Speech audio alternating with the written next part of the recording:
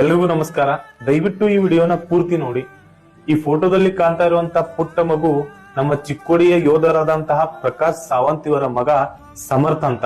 ಕಳೆದ ಕೆಲವು ತಿಂಗಳಿಂದ ಈ ಮಗು ಮೆಟಾಸ್ಟಾಟಿಕ್ ನ್ಯೂರೋಬ್ಲಾಸ್ಟಮಾ ಎಂಬ ಕ್ಯಾನ್ಸರ್ ರೋಗದಿಂದ ಬಳಲ್ತಾ ಇದ್ದು, ಈ ಮಗುವಿನ ವೈದ್ಯಕೀಯ ಚಿಕಿತ್ಸೆಗಾಗಿ ಬೇಕಾಗಿರುವಂತಹ ಚುಚ್ಚುಮದ್ದು ಇಂಜೆಕ್ಷನ್ ನಮ್ಮ ಭಾರತದಲ್ಲಿ ಲಭ್ಯವಿಲ್ಲದ ಕಾರಣ ವಿದೇಶದಿಂದ ತರಿಸಬೇಕಾದಂತ ಅನಿವಾರ್ಯತೆ ಇದೆ.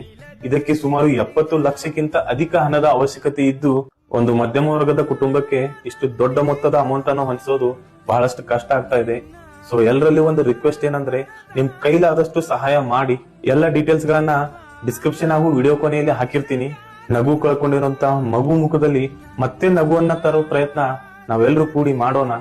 ಈ ವಿಡಿಯೋನ ದಯವಿಟ್ಟು ನಿಮ್ಮ ಫ್ಯಾಮಿಲಿ, ಫ್ರೆಂಡ್ಸ್ ಹಾಗೂ ಎಲ್ರಿಗೂ ಶೇರ್ ಮಾಡಿ, ಆದಷ್ಟು ಸಹಾಯ ಮಾಡಿ. ನಿನ್ನ ಆಲಾಲಿ ಪದ ನನ್ನ ಒಳಗೆ ಸದಾ